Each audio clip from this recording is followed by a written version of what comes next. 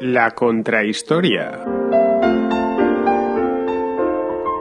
Un programa presentado y dirigido por Fernando Díaz Villanueva.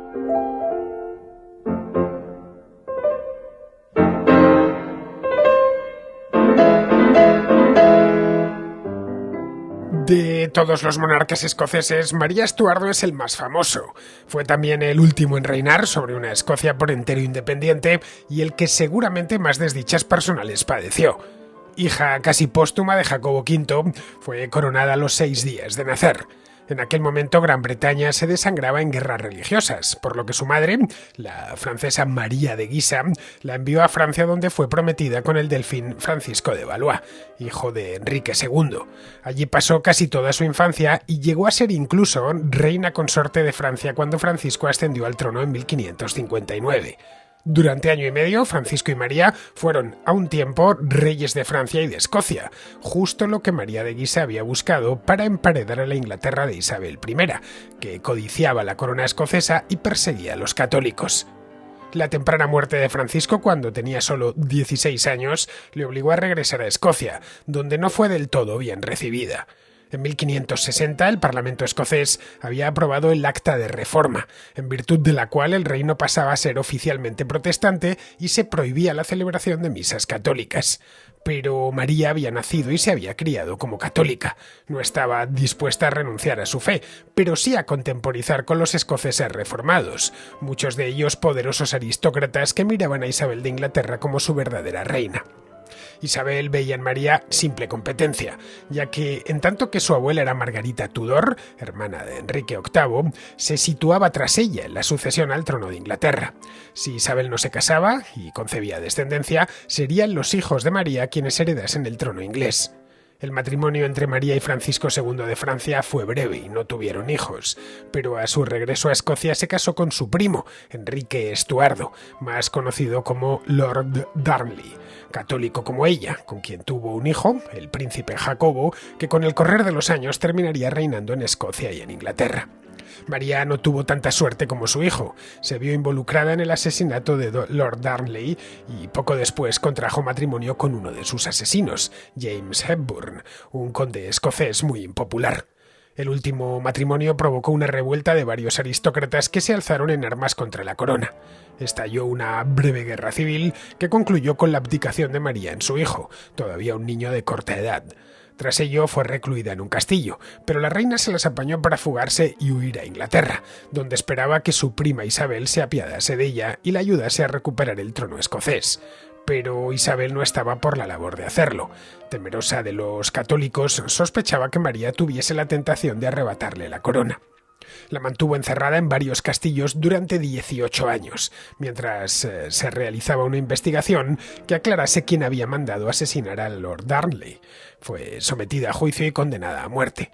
La sentencia se ejecutó en febrero de 1587 en el castillo de Fotheringhay, en el centro de Inglaterra, a no mucha distancia de la ciudad de Peterborough, en cuya catedral fueron enterrados sus restos junto a los de Catalina de Aragón, otra reina casi tan desdichada como ella. Años más tarde, su hijo Jacobo ordenaría que fuesen trasladados hasta la abadía de Westminster. La figura de María Estuardo es importante desde el punto de vista histórico, en tanto que ella fue la última reina de Escocia y la madre del primero de los monarcas comunes para las dos coronas. Su trágica y agitada vida personal ha sido también un regalo para novelistas y cineastas, que entre los siglos XIX y XX la convirtieron en una suerte de reina malvada, asesina y adúltera, la contraparte necesaria de la virtuosa Isabel. Para conocer más a fondo su historia, tenemos hoy en la Contrahistoria a un invitado que todos los contraescuchas, todos y cada uno de ellos, conocéis a la perfección. Don Alberto Garín García, autor de La Historia Irreverente del Arte y desde hace un año youtuber de éxito con su programa Sierra de Historias.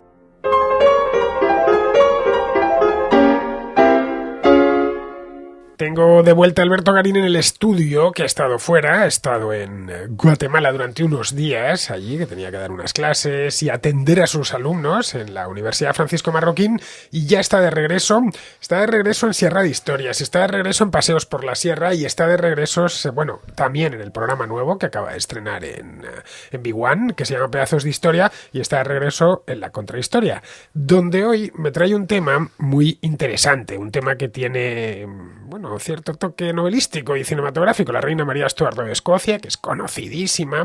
Yo creo que todos los aficionados en algún momento nos hemos recreado con su figura porque es una figura trágica, muy trágica. En esto ha tenido mucho que ver el cine, la literatura, en fin, ya sabéis, lo bien que los británicos divulgan y ponen en conocimiento de todo el mundo su historia.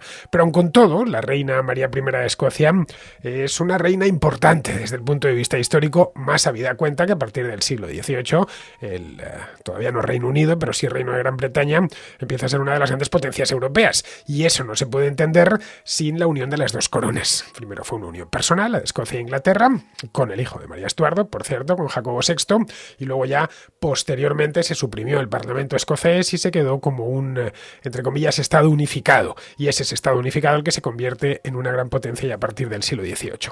Como vemos, María Estuardo evidentemente no sabía todo esto porque se murió antes, o mejor dicho, le cortaron el cuello antes, en el año 1587, en plena época, para hacer historia comparada, de Felipe II. España, en pleno reinado de Felipe II, son contemporáneos. No sabía todo esto, pero puso en marcha una serie de fuerzas que a la vuelta de siglo y medio pusieron al Reino Unido o a Gran Bretaña a la cabeza del mundo.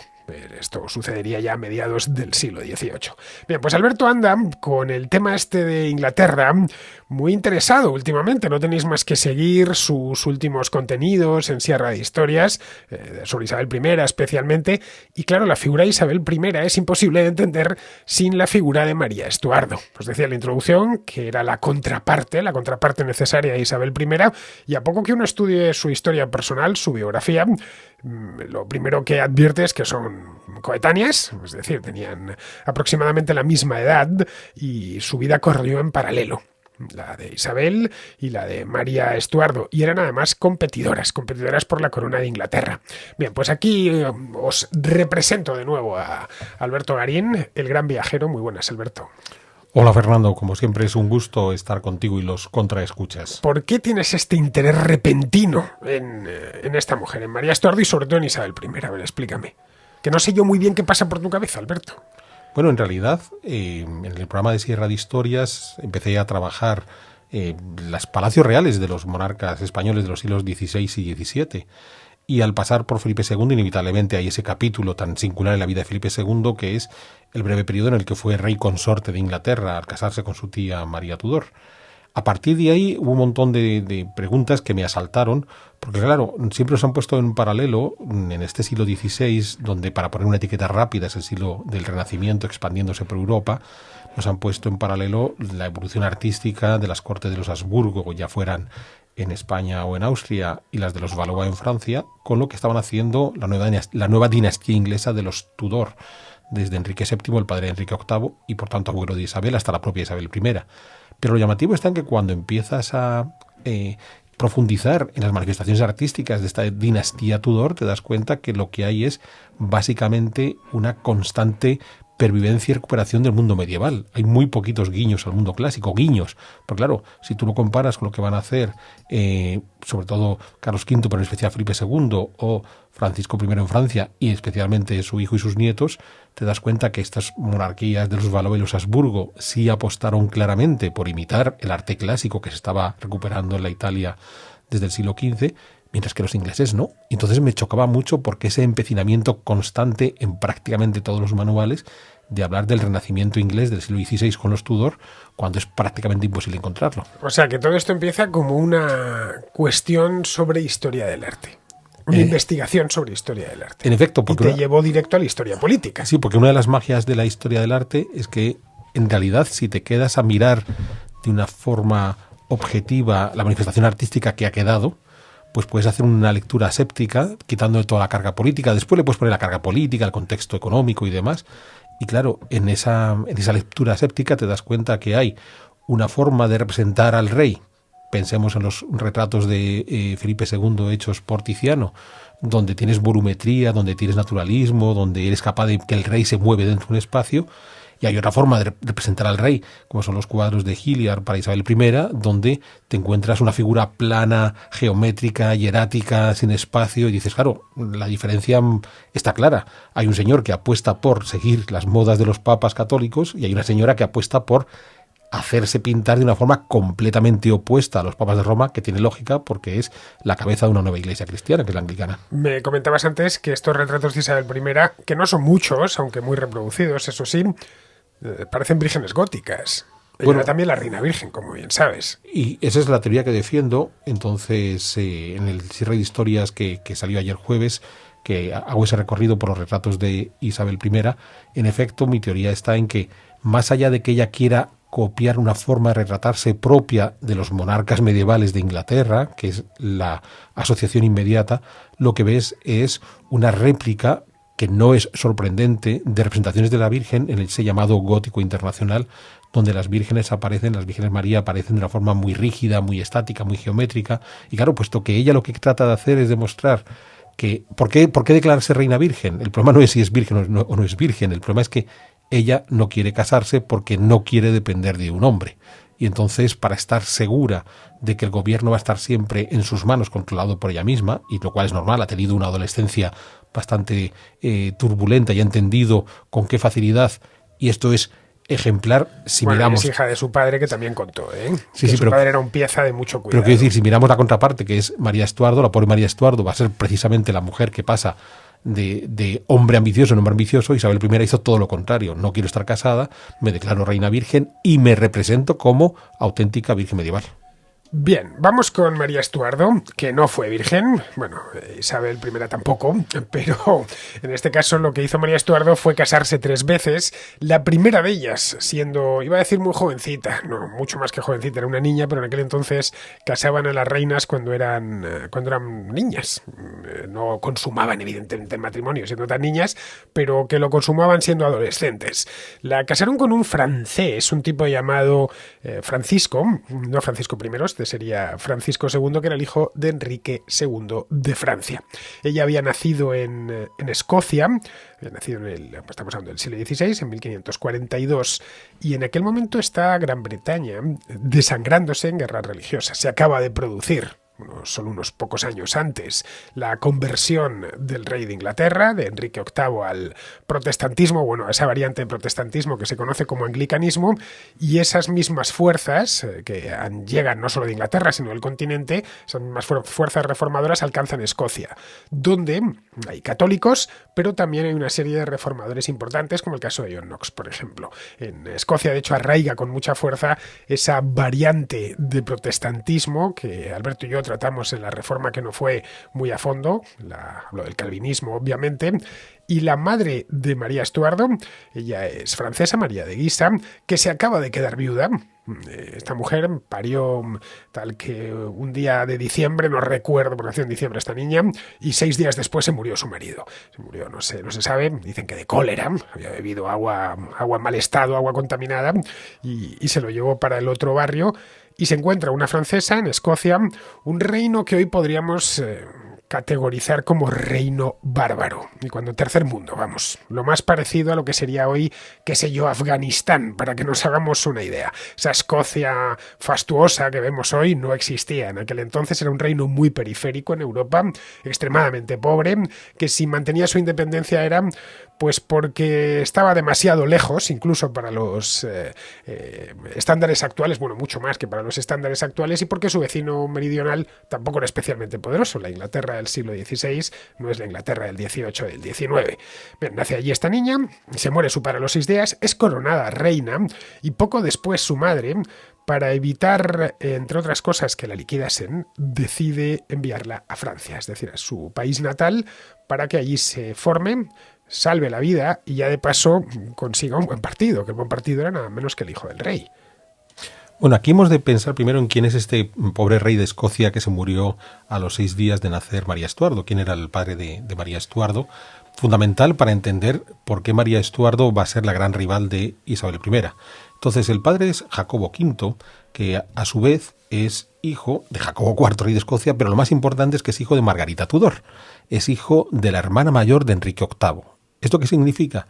Pues que Enrique VIII, que como sabemos, a pesar de las numerosas esposas que tuvo, no tuvo muchos hijos legítimos y solo tenía un caballero entre sus hijos. Recordemos que va a tener, la primera es la hija de Catalina, que es María I, después llegará una segunda hija, la Ana Bolena, que es Isabel I, y por fin llegó el varón, que es Eduardo VI.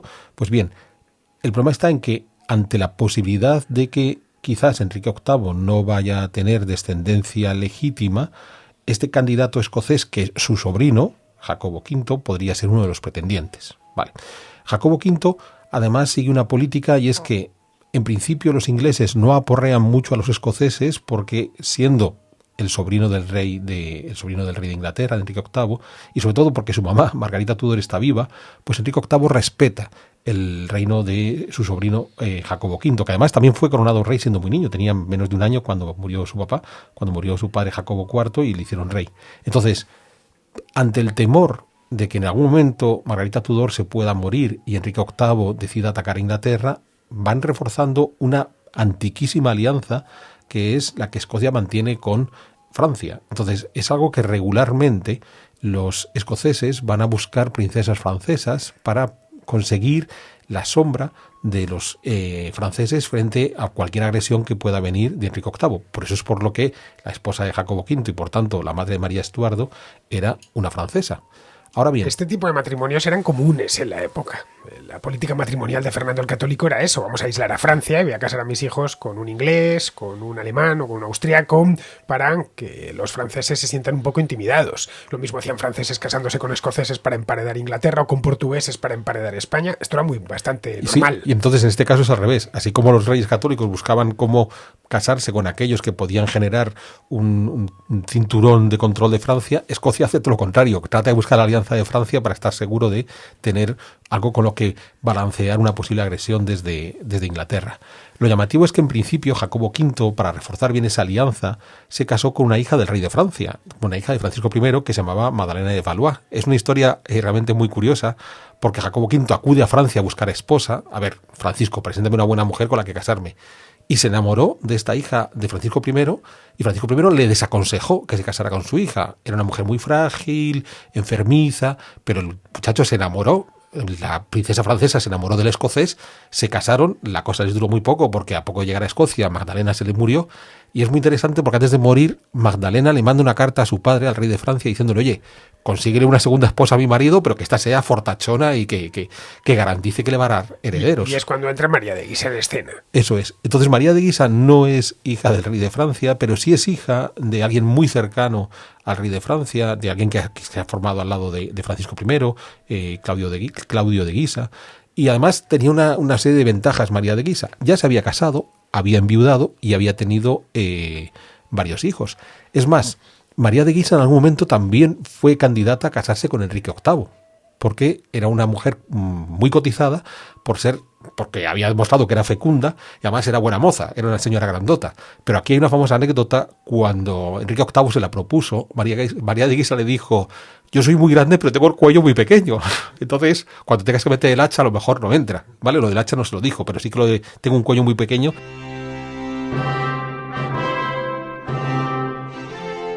Bueno, no vamos a adelantar acontecimientos, pero María Estuardo, el verdugo, tuvo ciertos problemas, ¿eh? También. En su momento. A esto llegaremos ya al final del programa. Bueno, la cuestión. Llega a Francia. Francia, evidentemente, pues es uno de los principales reinos de Europa. Tiene un país muy poblado, un reino muy poblado. Para los estándares de la época, muy próspero, muchísimo más que Escocia. Y allí se queda siendo una niña pequeña. Es decir, ella había vivido muy poquito, la llevan allí sin recuerdos apenas, creo que con 5 años la sacaron de Escocia. Yo no recuerdo mi vida antes de los 5 años, si a mí me hubieran llevado a Escocia a los 5 años, pues, y no vuelvo, pues seguramente no hablaría ni el idioma que hablo, se me habría olvidado. Ella se la llevan allí, se aloja en distintos palacios. Hablábamos antes de empezar el programa que en qué palacios estuvo, me decía Alberto que en el de las Tullerías, pero claro, ya el rey de Francia tenía un conjunto de palacios muy vistoso, entre ellos estos palacios que se estaba construyendo en la monarquía francesa, los Valois, que hoy son esa joya turística que todo el mundo quiere visitar, los palacios del Loira, ¿no? Quizá estuvo también en ellos. Sí, porque, como te decía, cuando María de Guisa, viuda, decide enviar a su hija María Estuardo a Francia para que quede bajo la protección de sus futuros suegros, de Enrique II, ya muerto Francisco I, de Enrique, bueno, va a morir Francisco I poco después, de Enrique II y de Caterina de Medici. En efecto, la van a alojar en una serie de palacios. Las Tullerías se está construyendo en ese momento. Sabemos que sí que recorría uno de los palacios del Loira, sobre todo Chambord y Blois. Además, también ha ido incluso con su propia abuela, la esposa de Claudio de Guisa, que es una señora que es eterna. La Antoinette de Borbón es una mujer que se muere poquito antes que María Estuardo, es una señora que murió octogenaria y que fue la mayor influencia que tuvo María Estuardo cuando estuvo en Francia, a la sombra de su abuela. Pero en cualquier caso, en efecto, la mandan a Escocia con una pequeña corte de escoceses, como tú dices, una niña muy pequeña, una pequeña corte de escoceses para que guarde memoria de Escocia. Entonces, esa pequeña corte habla con la niña siempre en ese inglés propio de Escocia, pero claro...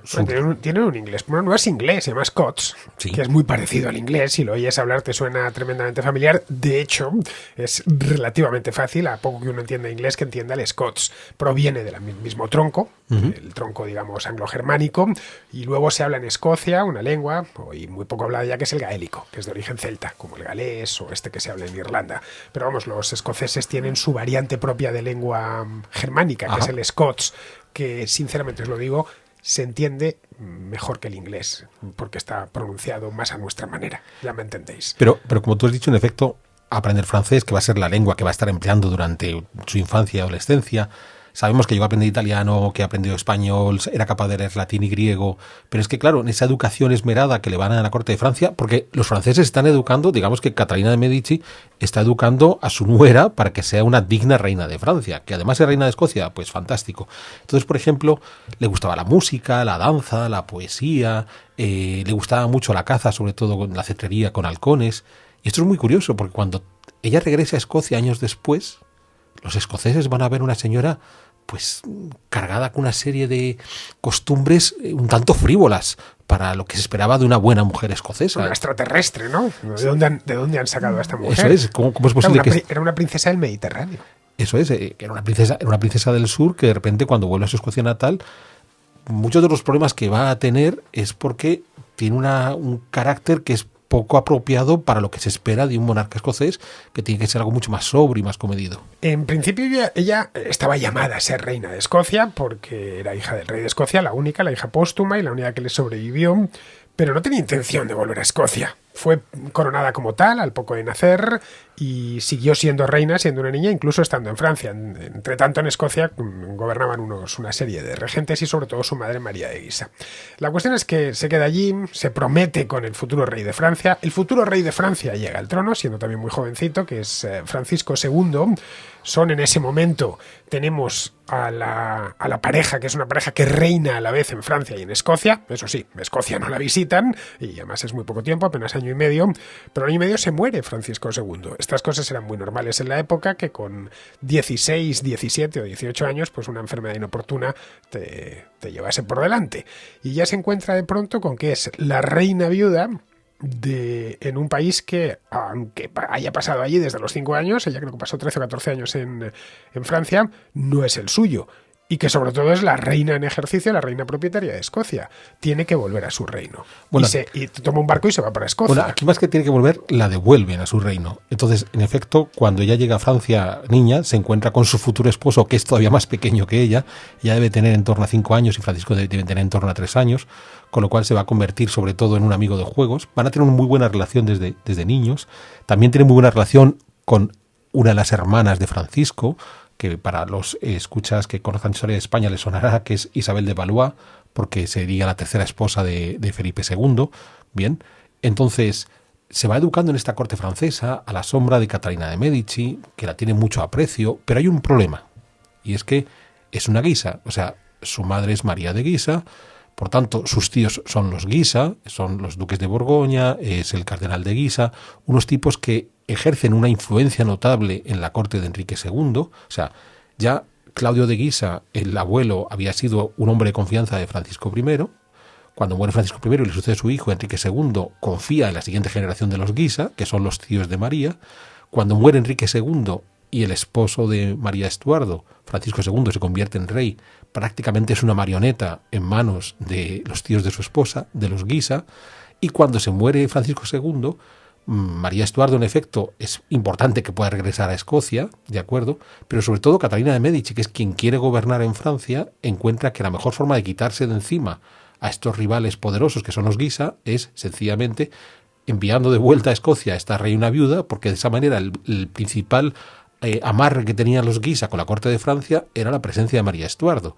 De modo que le dice, bueno, muchacha, te he querido mucho hasta aquí, no me interesas porque tu marido, que era mi hijo, se ha muerto, así que agarras tus maletas y te vas a Escocia. Y además tienes otro reino del que eres propietaria. Sí, pero que... Es decir, que no te mandamos a un convento, te estamos mandando a tu casa. Sí, pero que viniste hace 13 años para casarte, para criarte y casarte, y ahora ya va siendo hora de que te vayas a tomar posesión de tu reino. Pero que en cualquier caso es muy interesante retener esta idea de cómo Catalina de Médici no tuvo ningún reparo en sacársela de encima, más allá de alguna, casi una relación maternal, que claro, porque Catalina de Médici había recibido a María Estuardo cuando tenía 5 años y la está devolviendo con 17 y 18, pero es que no le interesa porque quiere estar segura de quitarse de encima a estos Guisa. Esto es muy jugoso porque a la larga se va a encontrar que la principal razón por la que se había casado María Estuardo con el rey de Francia era contar con ese apoyo de Francia. Y aquí va a haber un momento de tensión en el que María Estuardo se da cuenta que ese apoyo que en principio tenía lo va a perder porque sencillamente su suegra le dice, mira, no quiero tener demasiada cercanía contigo porque tus tíos me van a joder mi poder. Cuando ella llega a Escocia, su madre acaba de morir.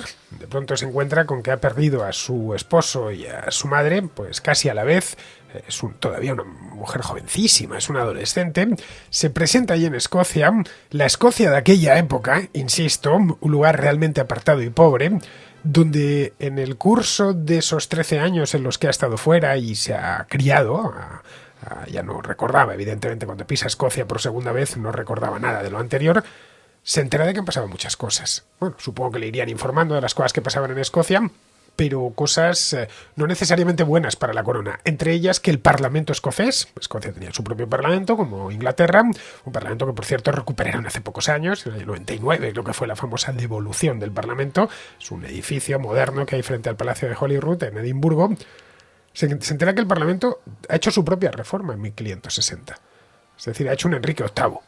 Ha decidido que el protestantismo es la religión oficial del reino. Queda prohibida la misa católica, queda prohibido todos los cultos católicos, se repudian al Papa, y la mujer que llega de Francia es una católica convencida. Ha nacido como católica y se ha criado como católica. Es hija de una francesa y también de un escocés católico que ha muerto años antes como Jacobo V. Claro, ya no tiene ningún interés en romper con el Papa, ya no hace un Enrique VIII. No decide, yo me voy a congraciar con mis súbditos y voy a reformarme. En ningún momento ella mantiene la confesión. Pues aquí es muy curioso porque en principio cuando ella es nombrada reina, como decías tú antes, hay una serie de consejeros que quedan como regentes de Escocia, el de Arran es el más importante, pero desde 1554 la mamá de María Estuardo, María de Guisa, es quien consigue controlar ese poder, ¿vale?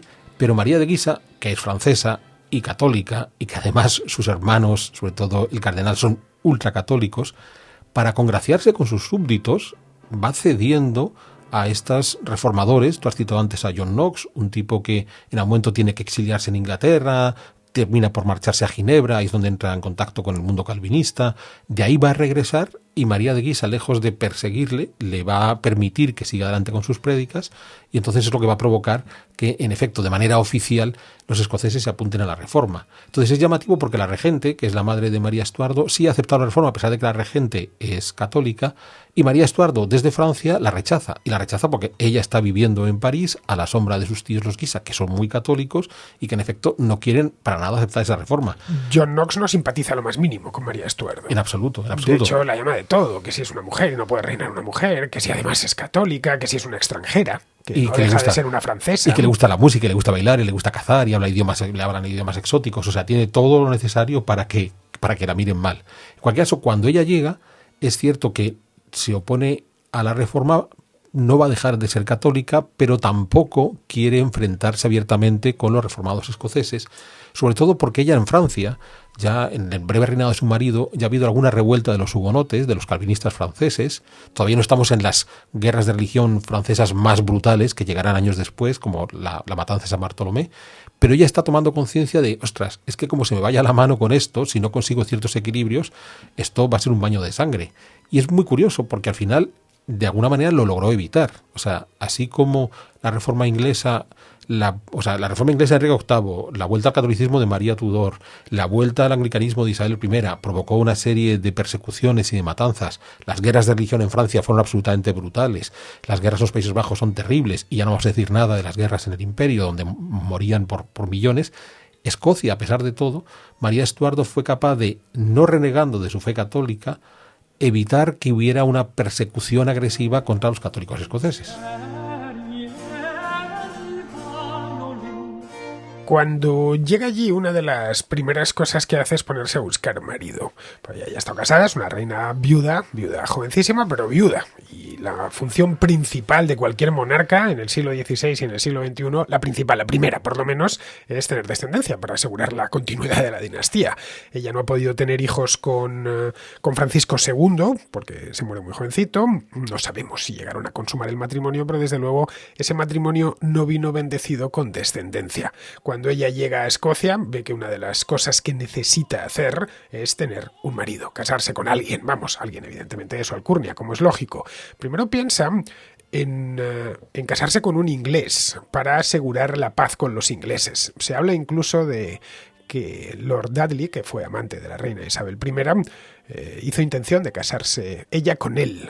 Pero claro, Isabel I no creo que lo recibiese bien. Luego hay otra teoría, que es la contraria, que Isabel I manda a Escocia, manda a Edimburgo a Lord Dudley para que se casase con María Estuardo, con su prima, y tuviese un espía allí, ¿no? Un espía de categoría, y que además pudiese gobernar por persona interpuesta a través de Lord Dudley. Pero ella no acepta. La cuestión es que poco tiempo después sí conoce a alguien, un primo suyo, sabéis, monarcas de la época se casaban entre ellos, un primo suyo, un Estuardo, con el que Enrique Estuardo, concretamente, con el que se conoce como Lord Darnley, que pasa a ser su marido, un hombre muy apuesto, con el que, en fin, católico como ella, por cierto, no era un protestante, lo cual tenía cierto elemento sospechoso para Knox y compañía. Bueno, ya que viene aquí, sabemos que es católica, que es extranjera, que es una mujer muy refinada para lo que nos gusta a nosotros, pero es que además se ha ido a casar con un católico. Se casa con este hombre y tiene un hijo, el futuro rey Jacobo VI de Escocia y Jacobo I de Inglaterra. Eso todavía no se sabe. Pero Isabel I no tiene ningún hijo y, como bien has dicho antes, se ha consagrado a la, entre comillas, virginidad, es decir, a no tener marido y, por lo tanto, a no tener descendencia. No se planteaba en ningún momento que hubiese reinas, madres solteras, por lo menos entre las reinas. Y eso generaba un problema dinástico, porque en tanto que María Estuardo era familiar directa, era prima, era nieta de Margarita Tudor, la sangre Tudor corría por sus venas. Si Isabel I no tenía descendencia, la siguiente en la línea de sucesión era ella. Y eso para Isabel de Inglaterra era una amenaza directa, existencial. Claro, aquí la situación se complica extraordinariamente porque, como tú acabas de decir, empiezan a aparecer primos Estuardo debajo de las piedras. Para empezar, cuando María Estuardo regresa a Escocia, la regencia la ejerce el conde de Moray, que es otro Estuardo, que es un hermanastro suyo, porque su padre, Jacobo V, había tenido un hijo bastardo, que es este conde de Moray, con lo cual ya tenemos un Estuardo que se ha metido en este follón, ¿vale?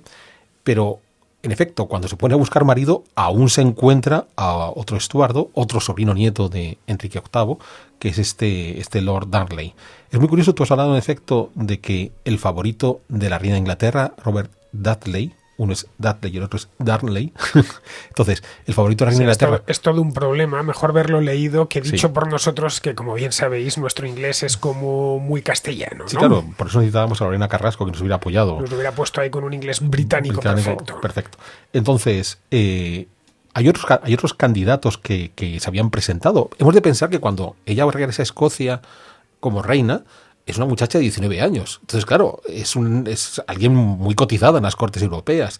Entonces, por ejemplo, también el archiduque Carlos, que es uno de los hijos del emperador Fernando de Austria, también se presenta. En algún momento, el príncipe Carlos, el hijo de Felipe II, el famoso don Carlos, también fue otro candidato que se presenta. O sea, todas las cortes dicen, oye, qué apetitoso que tenemos una jovencísima reina, ¿vale? Muy guapa, por cierto, y hay retratos que se conservan. Sí, sí, y que como dote nos trae todo un reino. Pero curiosamente va a tardar casi 4 años en decidirse y se va a casar por amor con este primo segundo que tenía, con este Lord Darnley, que su principal característica es que era un gran seductor, era un tipo apuesto. Ya la había conocido años atrás, ya le había parecido guapetón el muchacho, pero pasa el tiempo. Se habían conocido en Francia, ¿no? Sí. Según creo. Entonces, claro, lo llamativo está y que es muy bien como equilibrio con Isabel I, frente a una Isabel I que es una mujer que sabe mantener las distancias, puede tener todos los amantes que quiera, pero no se va a comprometer con ninguno. En el caso de María Estuardo, en lugar de tomar una decisión política de, bueno, pues si me tengo que casar, buscaré cuál es el que mejor me puede venir con un plan político, termina por elegir aquel que considera que es del que realmente está enamorada. Y la relación le sale mal. Es decir, que se va con el que le gusta. Eso es. Una mujer que podría haberse casado casi con cualquier príncipe casadero de la época.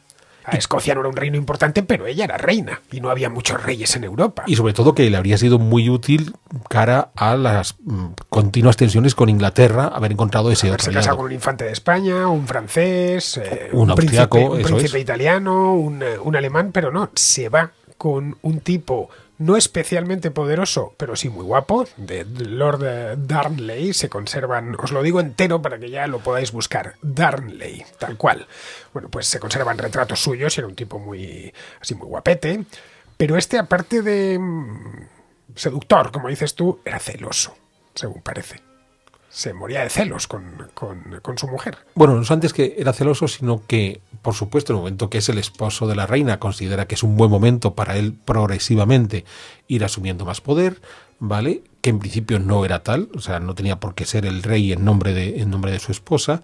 Era bastante arrogante, era bastante vanidoso y, en efecto, podía tener un punto de celos que derivaba en algún momento de violencia. Así que, al parecer, incluso llegó a pegar a su esposa, que era la reina de Escocia. Entonces, claro, aquello ya empezó a generar cierto problema en la corte, porque una cosa es que se haya casado por amor y otra cosa es que el marido que nos has traído a la corte encima sea violento contigo. En cierta medida, esta relación de María Estuardo con Lord Darnley era una relación de estas disfuncionales que se han visto siempre, ¿no? Una pareja que se conoce, se enamoran locamente, se casan, tienen un hijo y luego, a partir de ahí todo, o incluso antes del hijo, todo es un infierno, ¿no? Porque se insultan, se pegan entre ellos. Bien, por lo que sabemos, que es lo que sabemos, lo que nos ha llegado hasta nuestro tiempo, era eso, el tipo de relación que tenían estos dos, hasta el punto que Lord Darnley fue asesinado y se pensó que la asesina, o por lo menos la que había consentido aquello, había sido la propia María Estuardo. Aquí es donde se empieza a cimentar verdaderamente la leyenda de María Estuardo, con Darnley. Sí, es muy curioso porque, en efecto, hay otro personaje que es el que llega a continuación, que va a ser su tercer marido, el conde de Bothwell. No queda claro si antes del asesinato de Darnley, Bothwell ya es el amante de María Estuardo, o si sencillamente María Estuardo busca cómo quitarse de encima a este marido agresivo que tiene, y entonces Bothwell aprovecha la ocasión y después, aliados en este acontecimiento, deciden enamorarse más profundamente. La cosa es que, en efecto, Lord Darnley es asesinado y todos los indicios apuntan a este conde de Bothwell, otro tipo también bien parecido, gran seductor, con buena palabrería, que seduce a la reina y termina por casarse con la reina. Pero es que además Darnley es asesinado en febrero de 1567 y María Estuardo se casa con el posible asesino de su marido, Bothwell, en abril de 1567. El asesinato de Darnley, de nuevo, por lo que tenemos documentado, fue un tanto sospechoso. Hoy, de haberse producido hoy este asesinato, daría un montón de trabajo a Scotland Yard. Al parecer, este hombre estaba convaleciente de una enfermedad, Dios sabe cuál, y estaba en una casa. Y esa casa saltó por los aires, es decir, la hicieron volar, pero se encontraron el cadáver, no muerto por la explosión, por el incendio, vamos. Había conseguido huir a pesar de que estaba convaleciente de esta enfermedad. Se lo encontraron con el cuello tocado por un estrangulamiento. Eso es lo que nos ha llegado. Es decir, que lo del incendio pudo ser casual. En aquella época y más en Escocia, que se hacía todo de madera, los incendios eran bastante comunes. Pero, en fin, uno no se estrangula a sí mismo, en una palabra. Así que ahí sí que se vio que había una conjura para eliminar al rey. El rey que era rey consorte. Él también había tenido, Darnley, una cierta voluntad de convertirse en soberano. De hecho, le había pedido al propio Parlamento escocés que le concediese el título de rey soberano, no de rey consorte. Eso es. Entonces, ese es otro de los problemas que se encuentra María Estuardo. O sea, ella es la que considera que tiene que gobernar y este tipo, que además le ha salido rana, no le parece el más apropiado para que asuma el gobierno. Y ha hecho ya su trabajo, que es concebir un hijo con ella. Sí, porque ya ha nacido el futuro Jacobo VI. Ya ha hecho el trabajo de reina. Ya tengo un hijo, ya tengo garantizada la descendencia, además la tengo garantizada en un hombre que eso daba como ciertas garantías. De hecho, se cuenta la leyenda que el padre de María Estuardo, cuando nació, se apenó muchísimo, porque dijo, no puede ser, esta dinastía empezó con una mujer y terminará con una mujer. Esto es una leyenda, no sé hasta qué punto será cierto, pero aunque en Escocia o en la propia Inglaterra podían reinar las mujeres, a los reyes no les parecía del todo bien, porque pensaban que un hombre podría defender mejor su posición, más en un lugar como Escocia, que se pasaba en estado de guerra permanente con Inglaterra. Eso es. Que eso también hay que entenderlo. Mientras contamos todo esto, no pensemos que estaba todo en paz y tranquilidad. María Estuardo, desde que llega, está con problemas internos. Señores todopoderosos, aristócratas levantiscos, injerencias continuas desde Inglaterra. Es como un potro de tortura el trono escocés. Y sobre todo el gran problema es el de la reforma protestante, con ese John Knox que está continuamente lanzando su dedo acusador contra la reina por ese carácter poco acorde con una monarca de Escocia. Entonces, claro, con todo este lío del asesinato de Darnley, el matrimonio con Bothwell, pues John Knox no pierde la ocasión de ir a por ella, porque además el matrimonio con Bothwell es bastante corto. Hemos dicho, matan a Darnley en febrero, se casan en abril, y el Parlamento exige que anulen el matrimonio en julio de 1567 e incluso depusieron a la reina, porque va a entrar en un juicio donde la van a acusar de adulterio, del asesinato del marido y demás. Con lo cual... Bueno, es que ella comete aquí el error que le cuesta la corona, que es el Hepburn, el conde de Bothwell, que se casa, que es lo que hoy conoceríamos en España como un macarra. Un hombre aventurero, buscavidas, había estado en Flandes, había estado en Escandinavia, en fin, siempre sin blanca y, bueno, pues había dado lo que se llama un braguetazo, casándose con una reina que había tenido ya 2 maridos previamente y que tenía la descendencia asegurada. Es decir, que en principio María Estuardo no necesitaba casarse con este hombre. No. Había hecho lo que tenía que hacer. Eso es. Podría haberlo tenido como amante sin ningún problema. Y la pregunta que muchos se hacen, porque sobre María Estuardo se ha escrito muchísimo, y no todo bueno, La pregunta que muchos se hacen es ¿por qué se casa? Hay también una leyenda circulando que dice que Bothwell la viola, la secuestra y la viola, y ella ya se ve forzada a casarse. No sé hasta qué punto es cierto. Ya sabes que en torno a estas figuras tan romantizadas en el siglo XIX hay leyendas para todo. Sí, en efecto, eso es otra de las... pero incluso una leyenda mucho más compleja, porque quizás la fuerza, o quizás ella busca eso para así tener una justificación para casarse con él. En cualquier caso, estamos ante una mujer, se ha casado con Darnley por una cuestión meramente romántica. O sea, su segundo marido, el padre de Jacobo VI. Quizás ha quedado completamente obnubilada por Bothwell y de nuevo busca una excusa para poder casarse con él a pesar de todo. O sea, es alguien que en efecto tiene un carácter demasiado, digamos, apasionado para lo que se esperaba una reina, y que de nuevo, si lo comparamos permanentemente con lo que está haciendo Isabel I en Inglaterra, donde puede tener todos los amantes que quiera, que da exactamente igual, pero que va a resistirse durante décadas a casarse a pesar de las presiones del Parlamento de Londres, pues ya digo, María Estuardo es totalmente opuesta a Isabel I, donde sí se deja llevar por los sentimientos, y es lo que provoca, pues, que al final, ya digo, estamos en julio de 1567, la deponen y hacen que... Bueno, el reinado de Hepburn como rey consorte de Escocia es brevísimo, dura 2 meses. 2 meses. Ya digo, la deponen y suben al trono a su hijo, a Jacobo VI, con lo cual, una vez más, el trono de Escocia va a ser ocupado por un niño. Recordemos que el padre de María Estuardo, Jacobo V, ha llegado siendo un niño muy pequeño, ella ha llegado siendo una bebé de unos pocos días, y a Jacobo VI de nuevo le vuelven a poner como rey siendo un niño muy pequeño.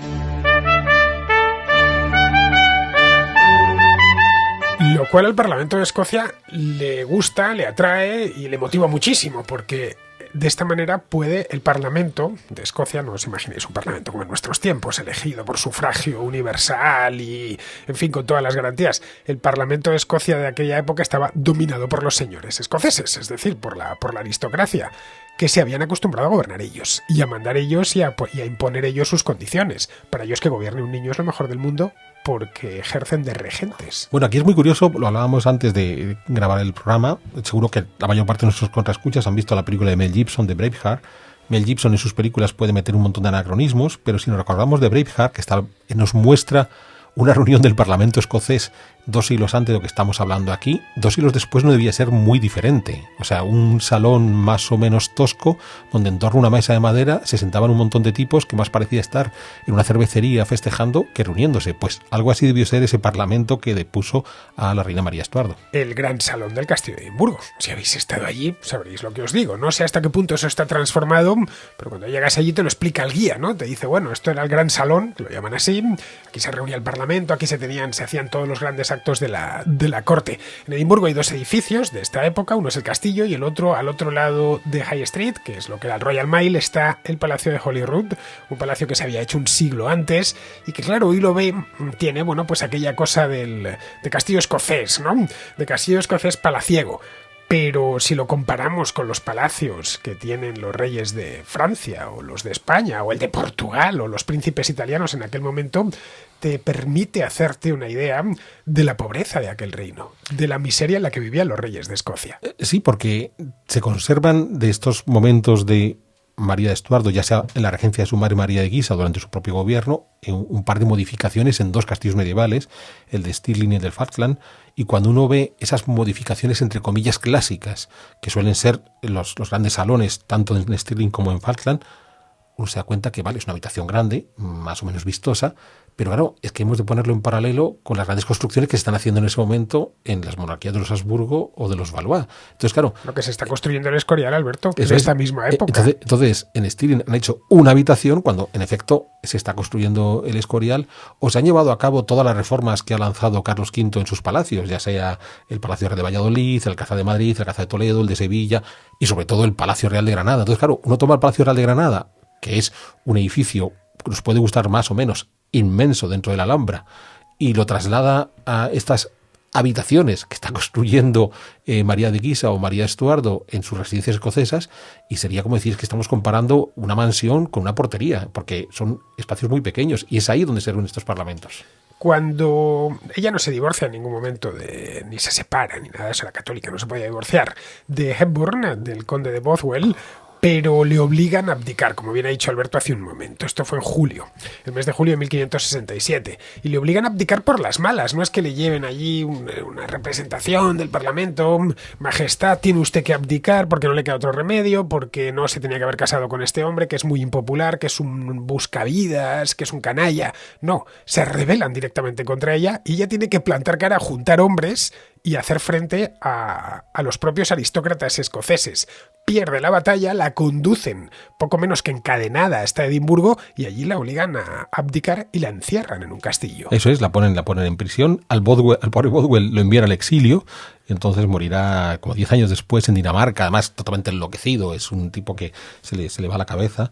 Y entonces, teniendo a María Estuardo en prisión, ella considera que necesita hacer algo para poder recuperar el poder, que ya ha dejado en manos de su hijo, logra huir y decide marcharse a Inglaterra buscando el apoyo de su tía Isabel I, que es la reina de Inglaterra.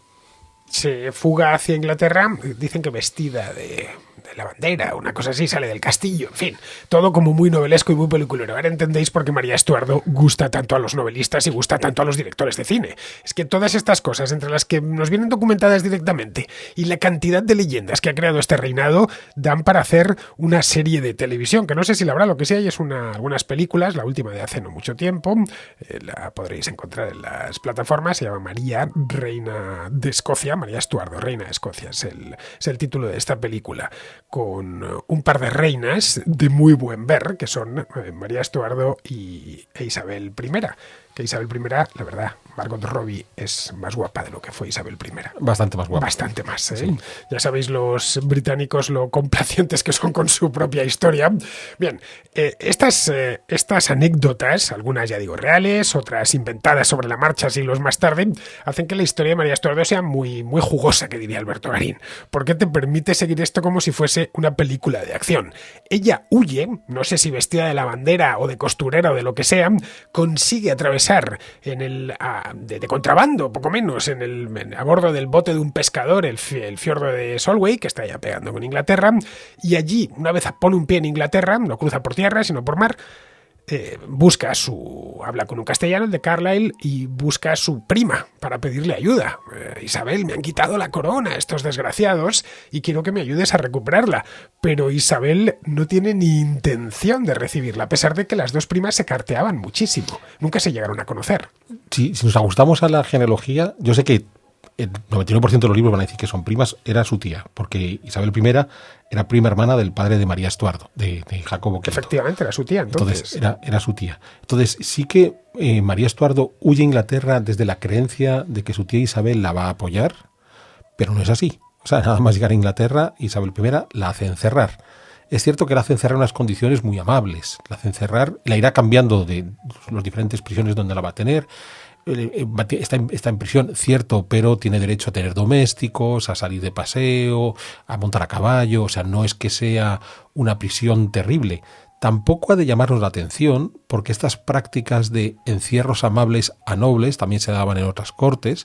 Entonces, dependiendo tu categoría en los estamentos sociales, pues te mandaban al más sucio agujero donde te morías de asco, o, en efecto, podías tener una prisión más o menos confortable donde tuvieras derecho, ya digo, a tus criados y a tus paseos a caballo. Isabel I, además, que era muy lista, todo hay que decirlo. Lo que la mantiene, si seguimos la ruta de los castillos dentro de Inglaterra que sigue María Estuardo, la va cambiando cada cierto tiempo de castillo. Si nos fijamos, son castillos que están siempre lejos de ciudades importantes y siempre lejos de la costa. Es decir, la tiene miedo. Esta se ha fugado una vez y se me puede fugar otra, y esta vez, la siguiente vez, se va a Francia y tengo un problema. Sí, porque recordemos que Isabel I no se ha casado y no se va a casar, no tiene hijos, por tanto no tiene herederos, y en la sucesión al trono, y María Estuardo tiene derechos porque a la larga sigue siendo descendiente, al igual que Isabel I, de Enrique VII Tudor, del padre de Enrique VIII. De modo que Isabel I tiene dos temores. Uno, ella sí tiene un heredero, con lo cual es más apetecible para que ocupe el trono de Inglaterra. Dos, a pesar de que Isabel I sigue empecinada en su gran reforma anglicana, que cada vez la ejecuta de una forma más agresiva, hay todavía unos grupos de católicos importantes en Inglaterra que se van sublevando con regularidad contra la reina Isabel I y que pueden ver en María Estuardo a la buena reina, porque ella sigue siendo católica. Entonces, claro, ya no solamente es que se pueda fugar y volver a Escocia y montar algún pitote en Escocia, es que sobre todo puede convertirse en reina de Inglaterra si logra que el partido católico la apoye. En Gran Bretaña, a pesar de que la reforma se ha hecho en los dos reinos, tanto en Inglaterra como en Escocia, está todavía lejos de consolidarse. Sigue habiendo muchos católicos en Inglaterra y sigue habiendo muchos católicos en Escocia. Y a la vez hay protestantes, hay un enfrentamiento civil, en una palabra. Aunque la corona inglesa se haya reformado, bueno, la antecesora de Isabel I fue una reina católica, María Tudor, vamos, la que conocen allí como Bloody Mary, es decir, María la Sanguinaria, porque perseguía a los protestantes. Luego ya se encargó de compensarlo Isabel I persiguiendo a los católicos. El hecho es que el tema de tener un soberano de una religión u otra era importante. Lo que comenta esto Alberto ahora claro, muchos ingleses católicos podían ver en María Estuardo, que no dejaba de ser una Tudor y por lo tanto tener plena legitimidad, podían tener la tentación de señalarla como verdadera soberana. Es decir, oye, que esta es nuestra reina auténtica y no esta Isabel, que nos viene con una herejía y que además ni siquiera tiene descendencia. Otra de los capitales que tiene María Estuardo es tener un hijo, que es el único que queda con vida con sangre Tudor. Bueno, hay por ahí algún otro Tudor perdido de otra hermana, hay otros Tudores perdidos de la otra pero hermana. Pero más directo. Sí, de Enrique VIII, de María, pero ella es la que tiene el más directo. En este sentido, es algo importante recordar cuando Enrique VIII pone en marcha la reforma anglicana en Inglaterra y sobre todo cuando la refuerza Isabel I, hemos de pensar que estamos en un país que hasta entonces era exclusivamente católico y donde por pocos habitantes que tenga Inglaterra, tiene un par de millones, tienen que ir progresivamente todos convirtiéndose a la nueva fe. Entonces, claro, Habrá gente que podamos, es el caso de la propia Isabel I, a la que educamos desde su infancia en la nueva fe anglicana y entonces digamos que va encaminada, pero tienes otros que directamente se han educado en el catolicismo, a sus hijos los siguen educando en el catolicismo, a pesar de la persecución religiosa, y eso supone que tenemos la sensación de que desde el momento que Enrique VIII estableció la Iglesia anglicana parece que ha chotado la raza y todos son anglicanos, y no, sigue habiendo una cantidad notable de ingleses que son católicos, hasta el punto que cuando muera Isabel I y la suceda el hijo de María Estuardo, Jacobo VI, como rey de Inglaterra, una de las primeras medidas que tomará Jacobo VI será recuperar a toda esa parte, ya no del pueblo inglés, sino de la nobleza inglesa, que han pasado 60, 70 años desde que Enrique VIII lanzó la reforma y siguen siendo católicos. Entonces les va a dar un espacio que Isabel I les había quitado. Entonces, claro, hemos de entender, porque tenemos la sensación de que no, los católicos debían ser 4 gatos. No, sigue siendo una parte importante de la población y una parte importante de la nobleza inglesa,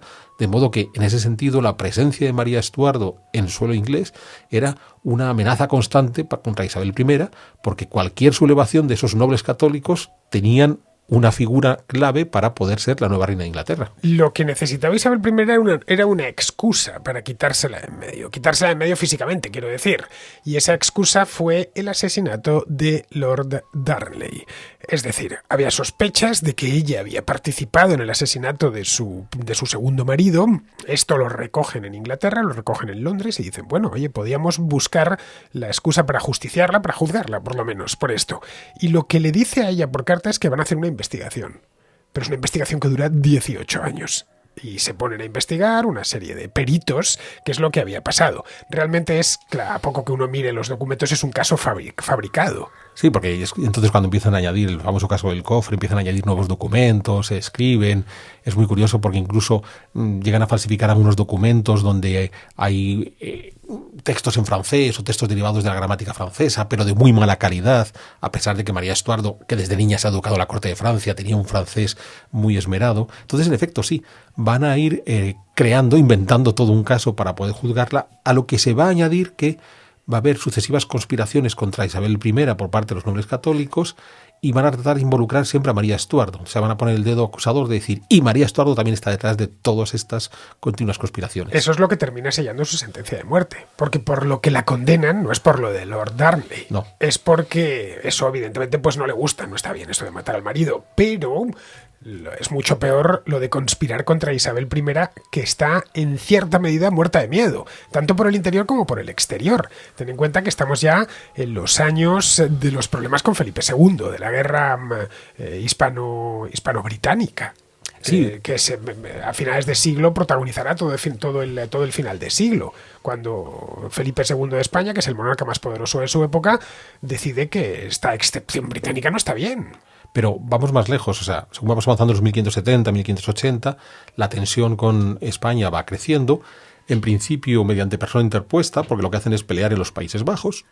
Tenemos unos Países Bajos protestantes y unos católicos, entonces lo que Isabel I hace es apoyar a los protestantes de los Países Bajos contra los católicos de los Países Bajos, que son los súbditos de Felipe II, pero en torno al año 1584 ocurre una serie de acontecimientos notables que van a marcar el destino de María Estuardo, y es, por un lado, ya Isabel I definitivamente se va a olvidar de cualquier posibilidad, ya es una persona mayor, ya no se va a casar nunca más, ha quedado clarísimo que no va a tener descendientes, habrá que ver cómo negociar, y entonces va a llegar a un acuerdo con su sobrino, Jacobo VI de Escocia, mediante el cual María Estuardo nunca podrá recuperar el trono de Escocia. O sea, definitivamente, Jacobo VI ya ha asumido, ya no es un niño, ya es un adolescente que asume el poder personalmente y decide que a su madre la deja fuera del trono de Escocia. Es decir, una madre a la que no quiere ni ver. A que no quiere ni ver. La última vez que María Estuardo vio a su hijo, pues en plena agitación a raíz de lo de Bothwell y lo de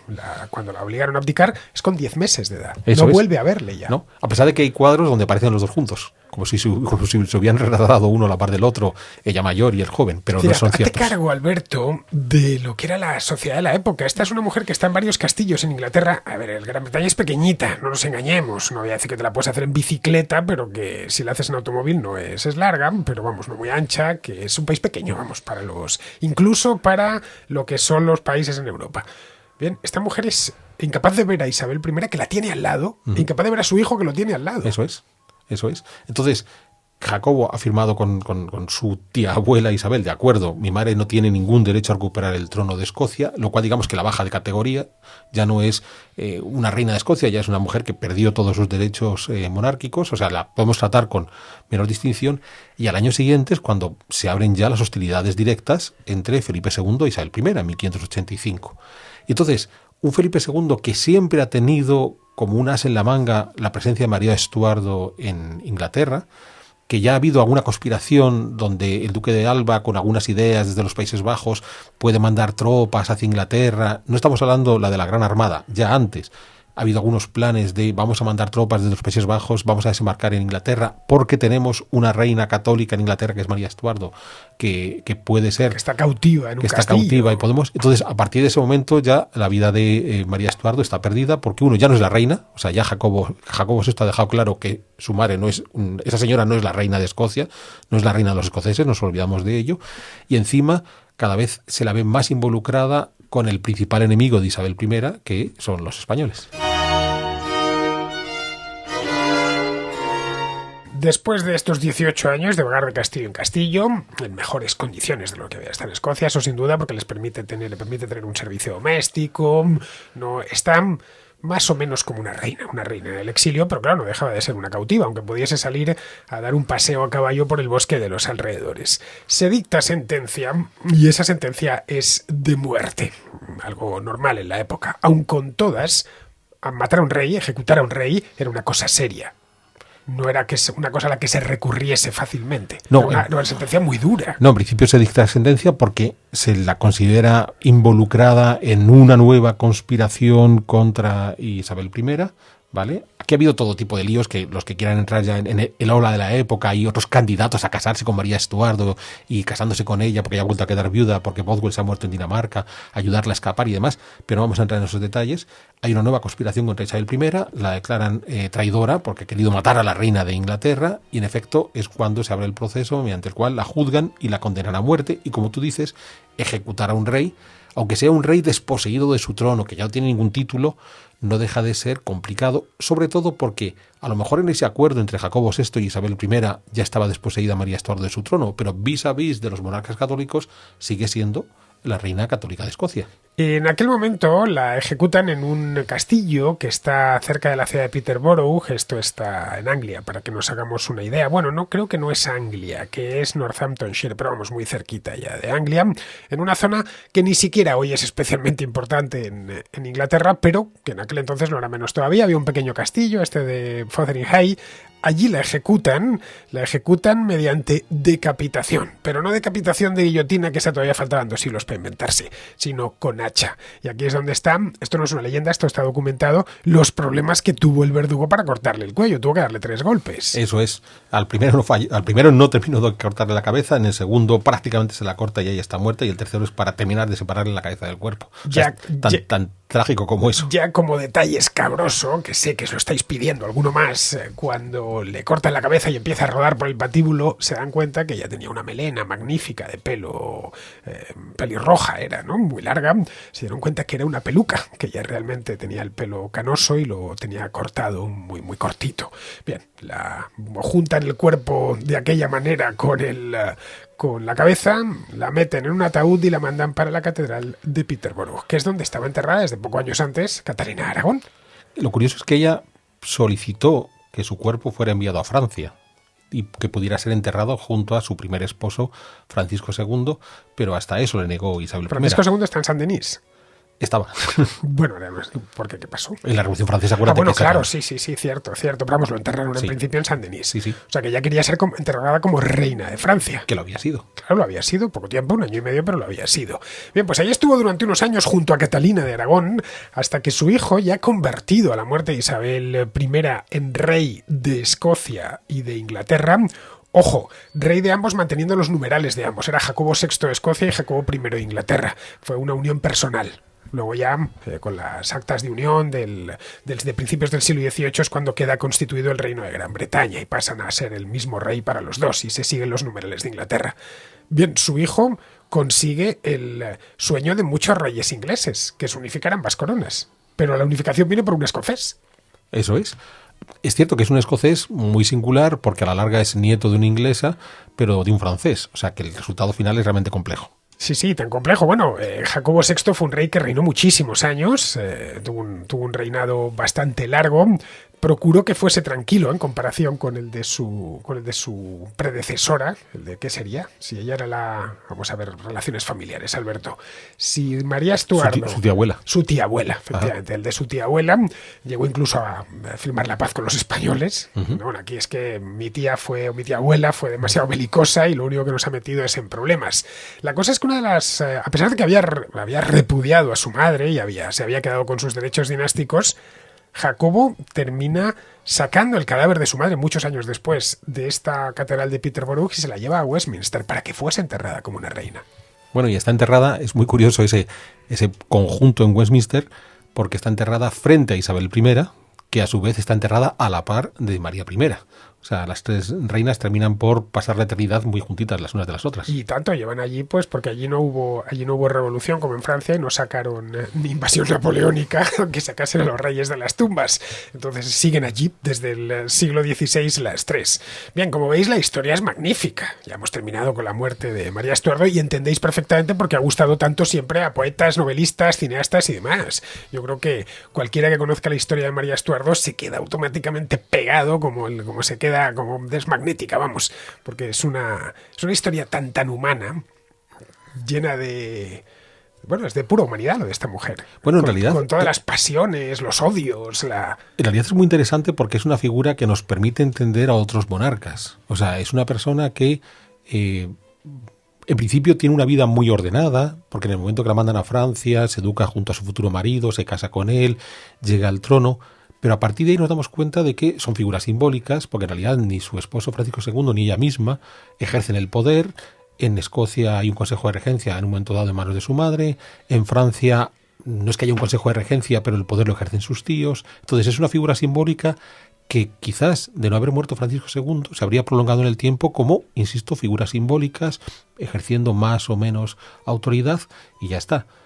Pero no era alguien que, entre comillas, estaba formada para tomar decisiones políticas, porque a la larga, si lo pensamos, ella iba a ser siempre la consorte, o sea, en cualquier caso era su marido el que tenía que tener... Bueno, era reina propietaria de Escocia. Sí, pero... En el caso de que Francisco II no hubiera muerto tan joven, ellos fueron durante año y medio reyes de Escocia y de Francia. Evidentemente uno de sus hijos estaría condenado a ser rey de Escocia. Pero ojo que si ella hubiera muerto sin descendencia, el trono pasaba a Francisco II. O sea, en los acuerdos que se establece es el rey de Francia que se va a quedar como rey de Escocia.